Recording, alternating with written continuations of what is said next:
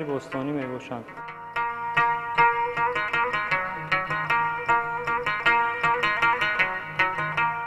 در گذشته کوچه های کلاب با نام های چرمگران، نانوای پایان، کوچه هنرمندان یادآوری میشد که امروز نیز همین نام ها معمول است. در همین گوشه آثارخانه تاریخ هنرمندی کلاب شهر تصویر یافته است.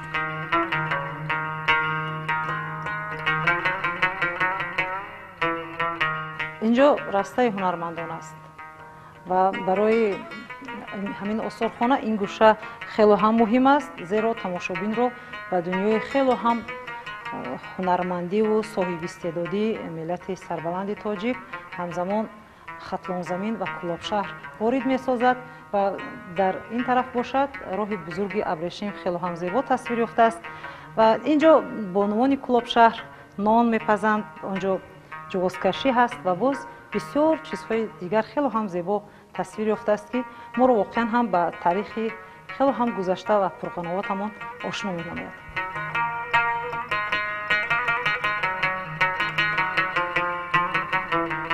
هر یک شعبه آثارخانه ما را به دنیای هنر، عنعنه‌ها، تاریخ و فرهنگ میبرد. ما پس از تماشای آثارخانه ها واقعا هم افتخار مینماییم که چنین آثار بای داریم.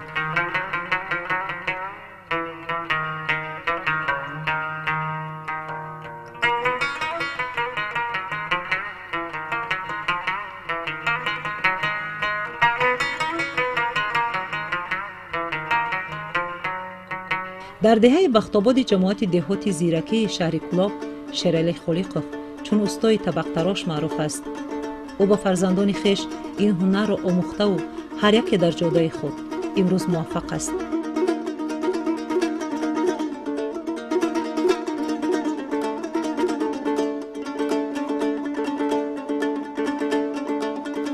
طبق‌های تراشیده آنها شکل خیلی هم بزرگ داشته، کس حیران می‌گردد که چند نفر در آن خوراک می‌خورده باشد. یقین است که مهنتی سنگین دارد.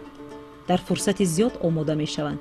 برای سفته و زیبا شدن آن چقدر دقت دادن و مشقت کشیدن می‌باید.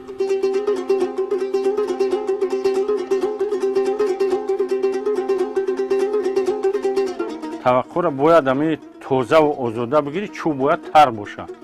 چو وقتی که تر باشه مرکز طبق اگر که موندی بشکیش همین طبق نمیکفه. بعد وقتی تراشیدن در وقتی که میتراشیش در استانوک همین طبق به حد رژ میاد اگر تر باشه. به امو شش همو قاعدهش همین که باید چو اساسا تر بتراشی. بعد بهترین توقع چهارمغزی یک خصوصیت خوبش دمیه طبق چهارمغزی را وقتی که بسیار دراز نون میخوان و در توی 4-5 سال سیاه میشوه.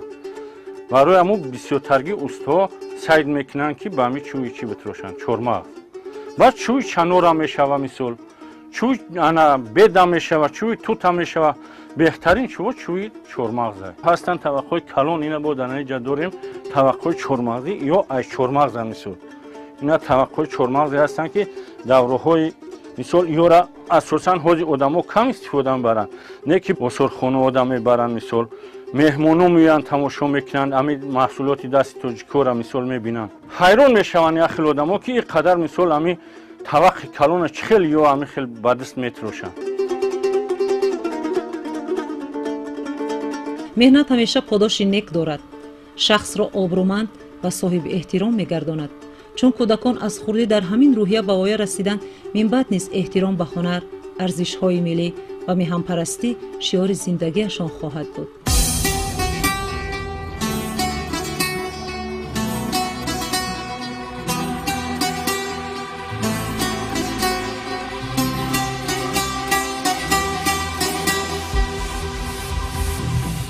خیلی خوش است که امروز کارخانه‌های دوزندگی فعالیت می‌کند. بانوان هنر آموخته همزمان با جای کار تامینند. دوختن لباس‌های مکتبی باشد قسمت اساسی کار این بانوان محسوب می‌یابد.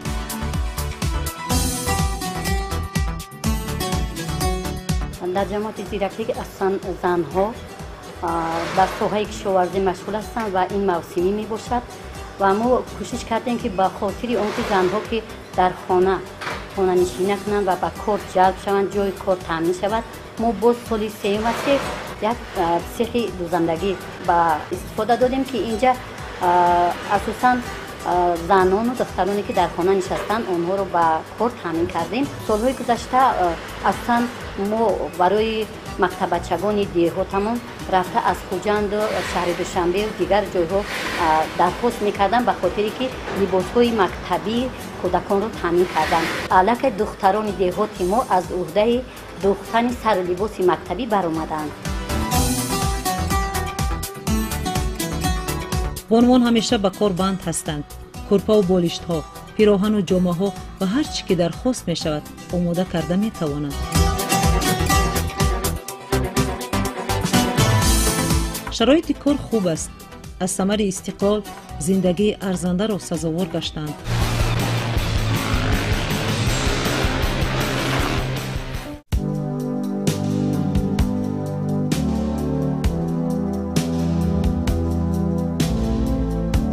مقبره خواجه اسحاق خطلانی در شهر کلاب جایگیر است. همین موضع را با نام خواجه اسحاق می دانند و دیه نیز از گذشته دور تا به امروز همین نام را دارد. خواجه اسحاق عالم معروف، شخص صاحب دل و خردمند و سالک و پرهیزکار دیار خطلان زمین بود. او همچون مرید دوست داشته و هم مسلک فیلسوف برجسته مشرق زمین میرزا علی حمدانی در عالم علم و معرفت مشهور است.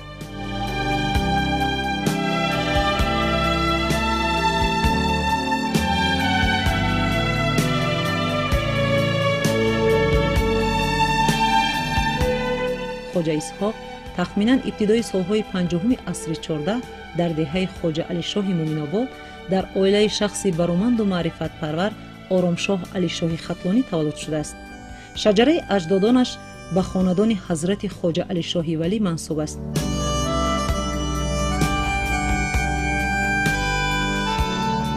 معلومات ابتدایی را نزد پدر و مادرش گرفته، ذهن ذکی و استعداد خدادادش همه استادانش را در حیرت گذاشته بود.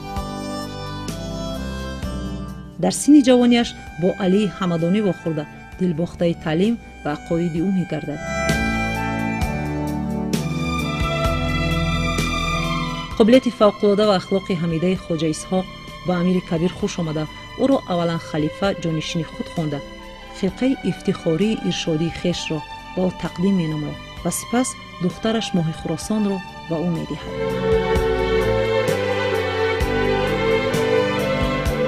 خواجه اسحاق همراه علی حمدانی سفرهای زیاد داشت. بعد از فوت استادش تعلیم و تدریس شاگردان بر دوش او بار می شود. او نیز سفرهای زیاد نموده. هنگام یک سفر شهر بلخی افغانستان و فتنه تهمت جاهلان گرفتار شده. سال 826 هجری 1423 میلادی به قتل رسانیده می شود و جسد او را در همین موضع آورده دفن می کنند. هنگام گفتگوها با باستانشناسان سال 1994 از داخل قبر در نزد جسد همین گونه چیزها را دریافتند: سنگ آسیابی دستی، سلا و پایپوش‌ها که با مرور وقت به سنگ تبدیل یافتند.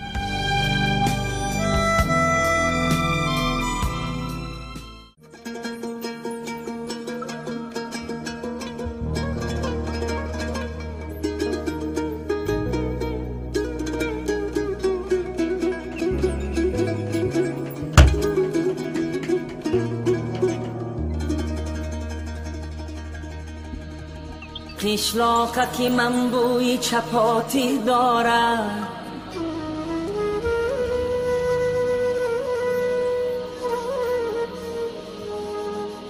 مادر تاجیک در برابر داشتن دیگر هنرها کدبانوی خوب است.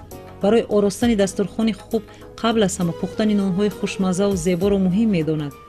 در نانها نقش‌ها را می‌آفرد تا هر یک مهمان به هنر بانوان ما بهای بلند دهد.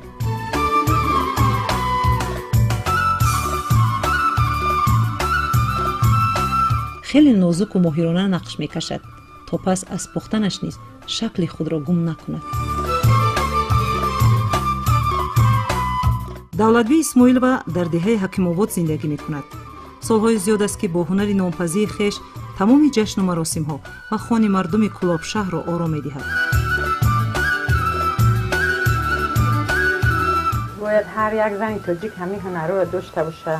شخصا هنر یعنی نامپذیر، کچه‌پذیر، دسترخوان یعنی خلق تاجیک همین نون و کلچه به زیر میگیرن. همه چیز باشه که همین نونی خشو نباشه هیچی. ما این شخصا اینمی کلچه نون همه ایمی آب و رو همه ایمی نه تمامی آدم میشنوشم و کاری چندین آدم را بود میکنیم، نه شوگر داریم، نون میپزیم، کلچه میپزیم. این کلچه های کلونه برای عروسی و گل میمونیم. اصلا ایره برای نمی توی مرکه در خود میکنن، همه را ما تیار میکنن و میبرن. ایمی هنر خودم کلینم دخترام کلینای همسایه دخترهای همسایه یاد گرفتن. من زندگی من اویلم ایروی همون هنر رو میخرم و میپشنم. هنر بسیار چیزی خوبه. دوری ما بدیم در دشت جیم و خوجا نه مکتب بده نه جای هنر آموزی بده. ما هنر داشتیم جایی نبود که ما هم هنر آموزیم. دیگه همین زور ما به همین کلچه پزی نون پزی میرسید. این قهنه را یاد گرفتیم این بزین اخر اون کار اومده.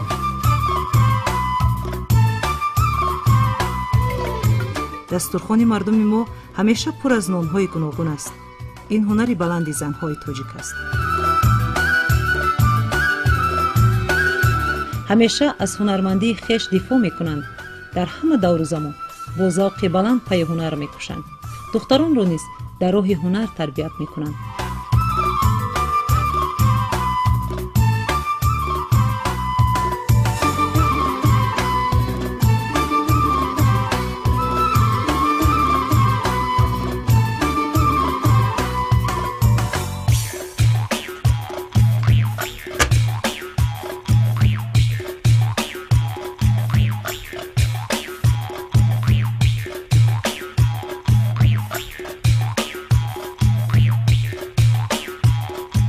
زندگانی عزیز، واقعا هم به عنوان تاجیک هنرمندند و برنامه سیاه ترغیبگری هنر و صنعت بالای این ملت سربلند است.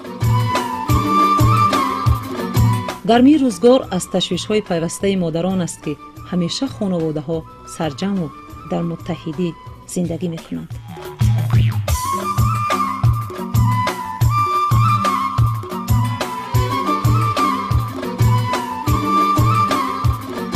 کلاب تاریخ چندین هزار ساله داشته. در خود تمدن و تاریخ و فرهنگ و صنعت و هنرمندی و کاسبی بای و غنی را نگاه داشته می آید. مردم صاحب تمدن کلاب با استفاده از عنعنه‌های نیک مردم سالاری و مهمان پرستیشان امروز نیز در ترغیب و نگاه داشت این هنرها سعی زیاد می نمایند.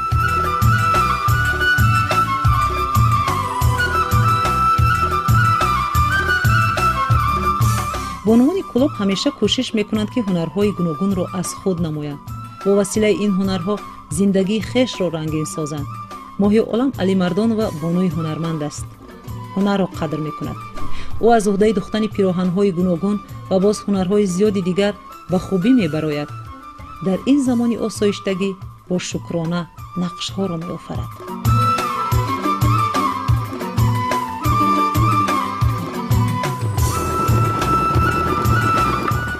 هنرمندی خوب است. هنرمندی خوب است. هنر کی بود ما سولوی جنگ شهرونده تنقیسی نکشتیم. هیچ کمبودی نکردم. ما پسر کارگر نداشتم. یک مرد خودش کار میکرد. ما همین دو کس دختر وقت یک جای شده خیلی روزا پیش بردیم. تنگی زندگی برآمدیم. دخترها همش هنرمند، همش کسب مادر را فراموش نکنیم میگه. مهنت حلال. این مهنت هم شما را میخرونه میپشونه. دست شما همه وقت پره. همین مهنت. روزی که همین خودم مهنت میکنم همه وقت دست پر دورم. و با دیگه هم مثال یارمندی میکنم. شکر استقلالیت میکنیم که همین آزادی به ما نصیب گشت. ما شکر میکنیم. شکر میکنیم که روحوی نو شد. همه کارخانه خوردی خصوصی شده ایستودن که همه صاحب جای کار گشته ایستودن. وقتی ما بعد شنبه روانه میشتیم در خریدگوی و در یک روز من توبیگاه صرف میشیم. روزی در 3-4 ساعت میرسیم. وطن دوست میداریم، مهنت دوست میداریم.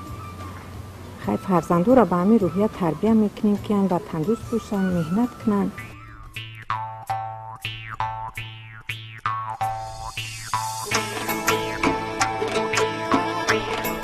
با محبت به هنر مشغول شدن و زندگی را زیبا نمودن رسالت هستی انسان است. زیرا همین هنرمند بودن قدر و منزلت شخص را همیشه در جامعه بلند نگاه می دارد.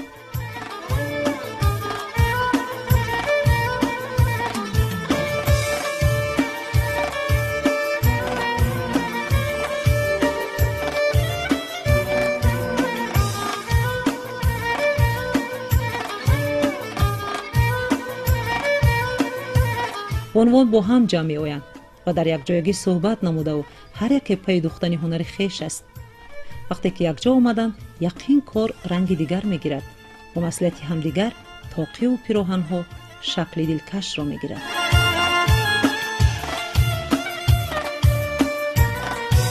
тоқиёи мо назар ба дигар минтақаҳо фарқияташ зиёдтаракай. нақши мо дига хелай, нақшҳои дига ҷо бо назар ба мо дига хелтараканд. хай тоқиёи моро аз тамоми минтақаҳо меоянд, харидорӣ мекунанд. бисёртар дар фасли баҳор ба мо муроҷиат мекунанд ки ба мо тоқитиёрӣ ҷавон писарон, мо ба ҳамво тоқи тайёр мекунем. дар вақти наврӯзӣ тоқиёи моро баъд харидорӣ мекунанд ҷавон писарон, ҷавон духтарон. меҳмоное ки аз дигар давлатҳо ба мамлакати мо меоянд, аз мо ба ин тоқиёи чакани мо тӯҳфа мебаранд.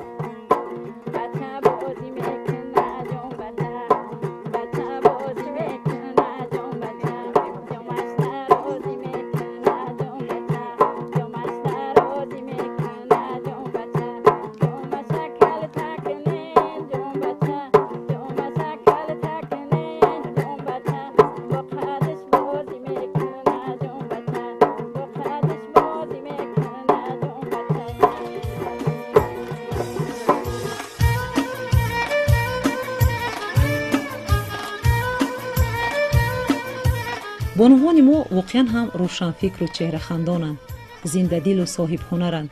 ҳамин аст ки нақши модари тоҷик ҳамеша ҷойгоҳи худро дорад.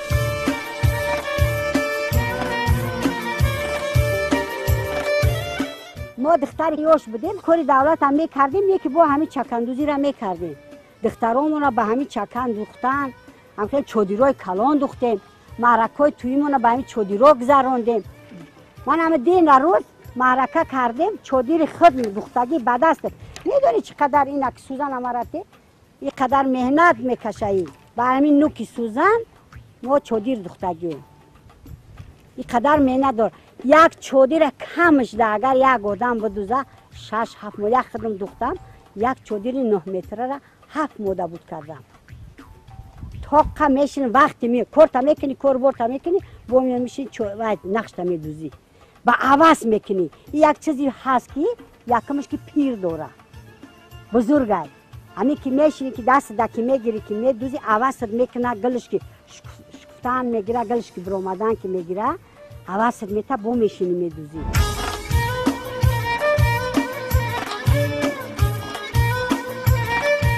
дар қатори чакан гулбаст низ аз ҳунарҳои қадимаи мардуми мост ки имрӯз дар шаҳри Кӯлоб хонаводаҳо ин ҳунарро идома медиҳанд.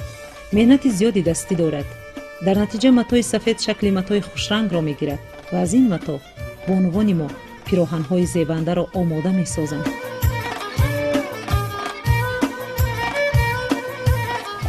ай соли 82 ма келин шуда омадам ба хонаи ами холаи шоиста. ай аму сол 35 сол мешавад ки ман ҳамин касби галбаста ба ман ёд додагӣ, ман ҳамин касби галбаста мекунам. тарзи тайёр кардани ҳамин галбаста сони тинуктар дар кор ада, сони ғавс дар кор нестай. ди қават мекунем, баъд ба сӯзан қатӣ инам хеле кӯй калон калон мегирем ҳамира ки дар вақти чикондани гало, дар вақти ранг кардан ҳамин галои мо гили пеш пас аямдигар ҷудо нашаванд, хеле гӯё ки ранги қола кардагиворӣ бимонанд. баъдам хеле ранг мекунем, инами сони сафеда инам хеле мегирем, инами галора мечиконем, ина пеши кирта, инаи пеши бари кирта, инаи шани лави доманай гили хушқорак дорам. ами галбастамни ранги хеле ки ами чира киртаи чакана мо маҳтов мезанем, нами гили маҳтов мезанем, мисол ситора мезанем. ами хел дар ами галбастани ҳами хел мисол хеле ки дар китай чакан ҳами мо гили маҳтов мекашем, гили офтоб мекашем, рамзи офтобро дорад. ин ами ситора ай, ина хел ин ами ситора, инаи пешами ситора ай хел дар китай чакан астай. дар ҳами галбастани мо амира ами хел мекашем, гил мечиконему, ам хели гил мечиконем. баъд гили шохча, ина шохчаи дарахтора нишон мета. хеле дар баҳор дарахтон мешукуфанд, ҳами галбастивон ба мисли ҳами баҳор аст ки мо ҳами хел галора ки чикондем ана бо وقتی گلو را چکوندیم همش اینجا در جای خولگی میمونیم. همین جای خولگی در خیلی گلی سفید میبندیم. این کجایی در گلی خولی هسته اینجا در ما گلی سفید میبندیم. انا اینجا در با گلی کلان میبندیم. انا برای جدا کردن همین گلوی گرده برای همین قدر ما گلی کلان میبندیم که همین گلی ما دیور باشه. این هم خیلی چیش میکنیم. بعد وقتی که نمی خیلی میبندیم هر یک گلی که ما در همین گلوی مطمون کشیدگیم همه یمو را به تمام نوزکی میبندیم که همین سخت میبندیم که وقتی که همین بستیم همین را بود کردیم در دیگ رنگ میکنیم در درون رنگوه میدازیم یک 10-15 مینوت همین کتای ما همین مطوی ما میجوشه. بعد وقتی که جوشید بعد جوشیدن با ایدگ میگیریم در تقاره چکه میکنیم با افتو میکنیم. وقتی که افتو کردیم قاق شد هر یک گلی که ما بستیم با همو را ما اوی میکنیم. وقتی که گلا را اوی کردیم چی کردیم اینا میخیل میشود. اینا گلی ما تماما دیار میشود. اینا بعد رنگ کردن اینا گلا را که اوی کردیم همین اینا میاره ما بستیم بستگی ما همش اوی میکنیم. گلای ما همش دیور میشه. اینا شاخچه‌ای درختان مثل شاخچه درختان رمزی یعنی چیزا بهار نشون میده. اینا ستاره کدگی مهتاب آفتاب رمزی آفتاب رو نشون میده. اینا گلای سفید خطی جدا کدگی که بسیارتر گلی سفید استفاده میبریم که همون مهتاب ما بشکفه.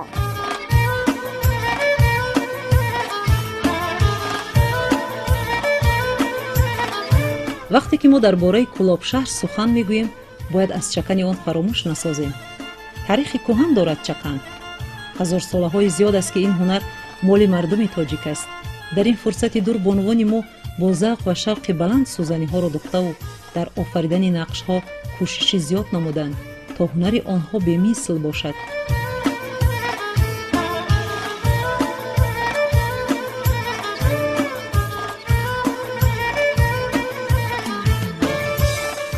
هر یک نقش آفریده معنای خود را دارد که در آن مقصدهای نکن و هفته است. سرسبزی‌های دیار ما، آفتاب درخشان و گل و گیاهای تاجیکستان عزیز در نقش چکن موقع خاص را دارد.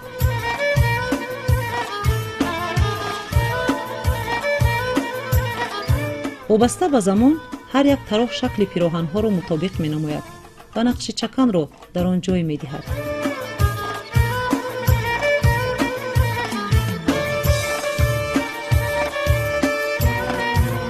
چکن کلاب واقعا هم یک تاریخ خیلی هم کهن را دارد که از آغاز هستی تا به امروز از صاحب هنری بانوان تاجیک شهادت می‌دهد و با گذشت سالها این نقش ها باز هم با طرح خیلی هم زیبا و زمانوی پیشنهاد می‌گردد.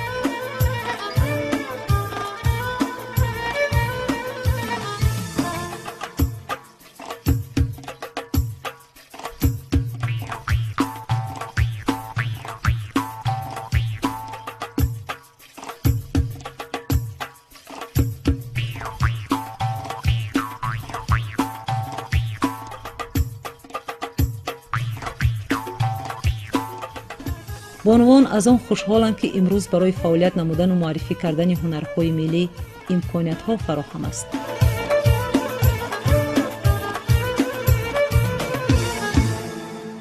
ما امروز از جمهوری تاجیکستان از پرزیدنتمون بسیار می‌نداریم که ما گرانت پرزیدنتی جدا کردن اما سزاواری گرانت پرزیدنتی گشتیم و ما امروز همین چکن کلابا ما با مودی ملی خودمان با مودی اروپایی با بانوانمان پیشکش میکنیم که در جشن‌ها و در معرکه‌هاشون و در همه چی استفاده میبرند. چکن ملی خودمان را نه تنها بانوان کلاب یا نه تنها زنای تاجیک از خارج کشور هم بسیار خریداری میکنند و بسیار خواهشمند هم هستند.